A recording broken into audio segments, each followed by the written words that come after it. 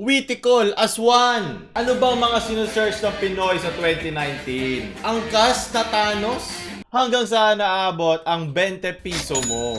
Masaya mga kansan, ako nga pala si Mocha Frappuccino para mag-get na legit fake news sa Pilipinas. At mukhang ito na ating huling balitang na ngayong taon dahil papahinga muna si Mocha Frappuccino at puro si Pau Ulol na lang muna ang pagtsatsagaan yung mukha. So ngayon simulan na natin balitang balita na numero 1 ang Pilipinas sa panonood ng pampamilyang mga content. Yan at sabi nga ng P-Hub na number 1 ng Philippines, lalo na sa mga babae, ang mga nanonood ng mga Tangang baboy mo naman. pang-edukasyonal na mga kaalaman. Magaling mga dalagang Pilipina. Yan.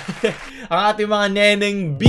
Ngayon naman neneng P. Isipin mo na lang, di ba? Sobrang conservative at relihiyoso ang ating bansa. Mas malaking porsyento ng mga Pilipino at dito ng mga Pilipina ang sabihin na natin, kung may alaman sila, pang batang kaalaman lang na, wag mo papasok dyan, mabubuntis, wag mo hawakan, mabubuntis ka. So, nangyayari tuloy, mas marami mga tao na bubuntis dahil hindi nila pinag-uusapan, di ba? Very taboo. Hindi yung panligo, pero dito iba ang tinatasik nila sa kanilang mukha. So, di ba parang dati natin pinag-usapan, parang takuring napupuno ng init. Pag hindi mo nilalabas yan healthily, matutulak ka sa mga iba't ibang circumstances pag umiinom kayo or pag lalabas kayo mga kaibigan mo na mga ginagawa mo.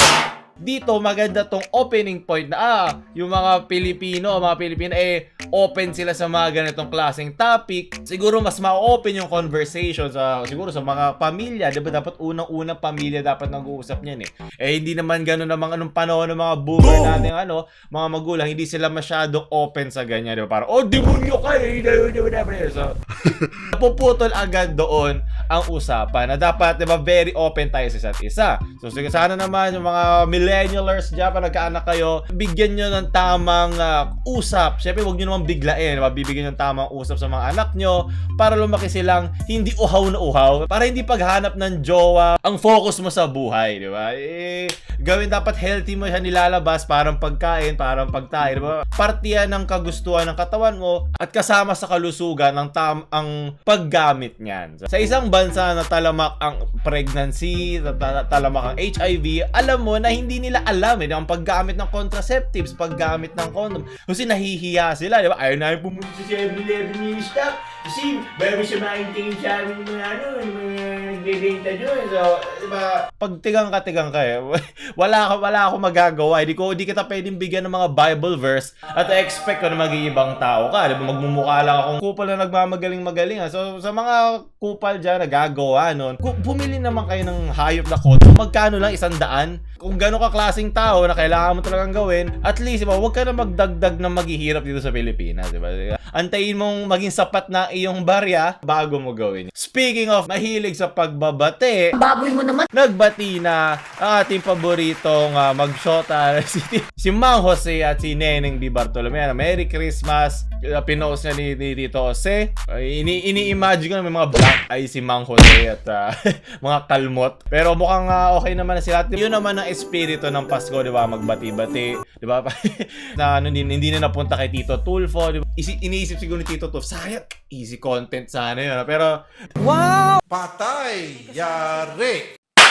Ayun, mukhang siguro sapat na yung content na nagawa dyan. So, at sana wala ng lola ang madawit sa mga ganitong bagay. So, maraming salamat. Sunod na balitang nilabas ng Google ang mga top searches or top trending searches sa Pilipinas. So, buong 2019, tignan natin. Number 1, Miguel. Sobrang bilis talaga ng internet sa Pilipinas, diba? So kahit sobrang tagal na ng Umigel, sumikat na naman. Diyan sila na naman naglalandian. Yan ang sinasabi ko sa'yo, diba? Yung ating Umigel video, ang dami doon naghahanap ng malalandi or at least naghahanap ng jowa, diba? Mahirap pag puro yun lang. Iniisip mo, marami pa ibang bagay na dapat mong pinagtutuunan ng pansin. Darating at darating din yan. Lalo na pag marami ka ng siguro sabihin natin pera, marami ka ng accomplishments or so, diba? Maghanap ka ng gusto mong gawin sa buhay. Hindi lang palagi dapat laman ng taong gusto mong gawin. Omegle memory hackers. Memory hackers, ano nga ba memory hackers? Ano yan, di ba mga klase ng cheat sa mga games? Magaling! Philippines number 1! Halalan, syempre, earthquake today. Kasi sunod-sunod na earthquake ngayon, lalo na sa di ba? Sa mga Bisayawan nating friends dyan, ingat kayo palagi. Soggy B, Amazon Rainforest, yeah. Top 34. Joey Ay, di, yung bagong dahar na pala yan, Gretchen Barreto. Siyempre, mga Gretchen Barreto, mga chismosa natin dyan, mga netizens. Sino ba si Naomi Scott? Tinatapat na ako mag-Google. Di kami legal, Paolo! SB19, MNL48 is shaking.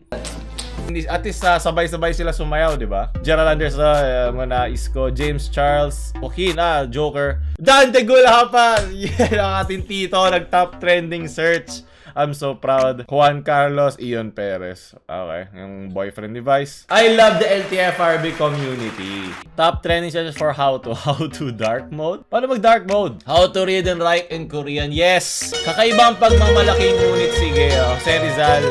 Dr. Serizal, huwag mo itong titignan. How to type Enya in laptop. Pwede mo naman, no? How to lose weight fast. How to use face mask blue and white. Ano yun? Bakit kailangan...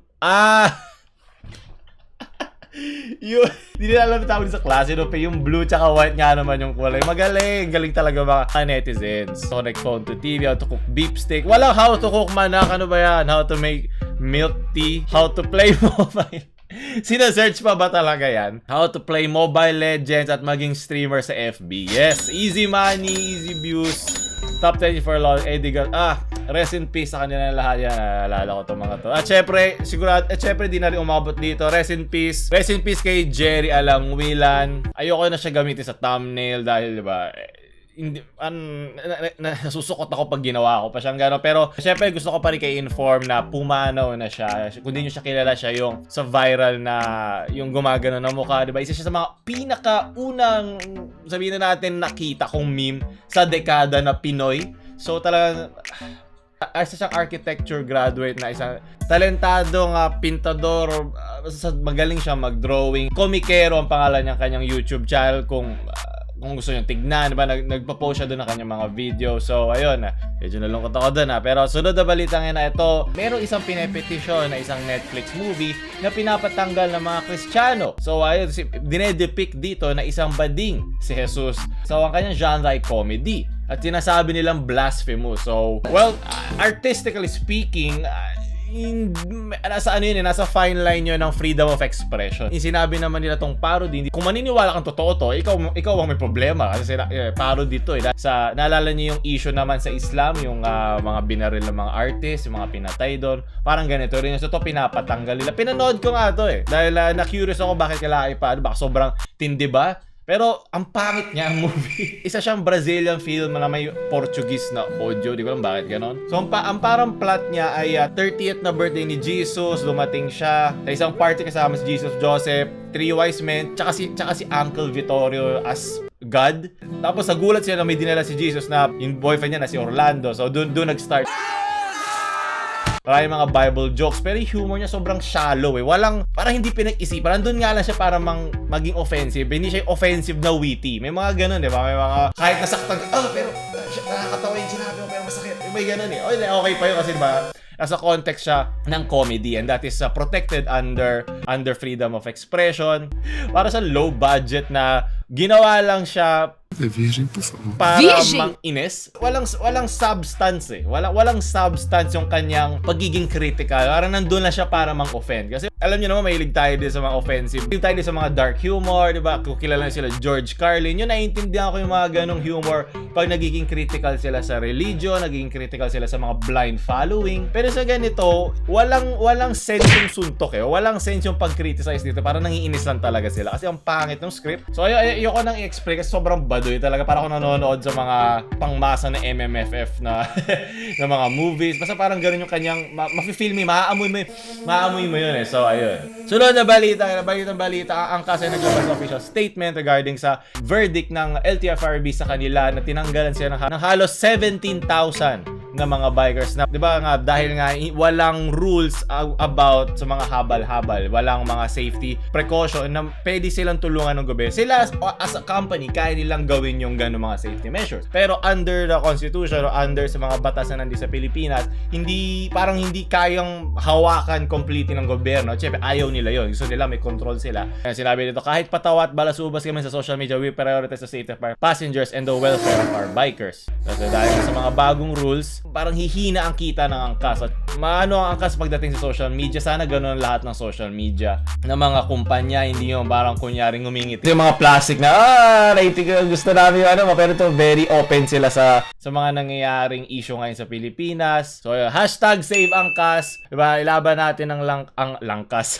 Ang langka dahil matamis. Siguro may mga batas silang hindi masusunod dahil nga ang habal-habal ay hindi parang official na public vehicle. So, pero dahil na sobrang hirap naman ng commute dito sa Pilipinas, doon na lang bumabagsak. Kapag kung hindi nila kailangan gamitin ang angkas, hindi nila gagamitin. Pero di ba kailangan nila gamitin at nabibigay ng angkas ang serbisyong hinahanap ng ating mga nagtatrabaho, mga hirap kung mag-commute na halos 8 oras sa kalsada. At sana doon na rin sila tumira. Sunod na balita ngayon at panghuli ito from viewer of Philippine Government Corneto Commercial. Yes, kailangan mo nang tanggalin ng mga commercial. Kailangan nyo mag-rebrand, Corneto, hanggang sa naabot ang barya mo. Diba? Yun, ilabas sila ang bagong mga barya. Mukha sila mga token sa mga laruan. Tom's World, gano'n. Pero mas okay to dahil diba may pwede mo na mahawakan yung 5 piso na may kurba. Kasi ngayon, yung piso at 5 piso, kailangan ko tignan ng 10 milyon beses bago ako ma-check. Paano pa yung mga matatanda? At paano pa paggabi, diba? So ngayon, siguro narinig na nila na ayusin natin. Sabi, the new 5 peso coin will have 9 sides to make it easier to set apart. So ayun nga, diba? Yung pinakagamit sa mga yan eh. But will remain silver in color. 2 million pesos of the game will be released as of Thursday. Ano ba, CNN? Check nyo naman itong check nyo naman yung ginawa nyo. Hindi ba medyo awkward na bibigyan mo na ng barya yung mga nangangaroling? Hindi ba mas mukhang pang mayaman pag papel eh, di ba? Kaya barya na din. So, doon tatapos natin mga balita kayo ngayong linggo. Sana nagustuhan nyo. Onting mga araw na lang ating mga video sa ating 2019. Kaya huwag nyo matay like. Pindutin nyo itong bell sa baba. Magre-restock din pala tayo ng ating jacket at mga bago pang merch next year. Kaya ipon-ipunin nyo makukuha sa mga ninong at ninang nyo, yung mga nakuha nyo sa mga 13-month nyo. At i-like yung ating Shopee page sa description para pag may pinost ako, hindi kayo agad maubusan ng likido. Baboy mo naman. So, ayan, ng merch pag nilabasan natin next year. Yes, makakapag vacation leave na ako. Mocha Frappuccino ngayong taon. Bahala kayo dyan. Pagtsagaan yung pagbumukha ni Pau Ulol. Mocha Frappuccino na mamaalam sa 2019.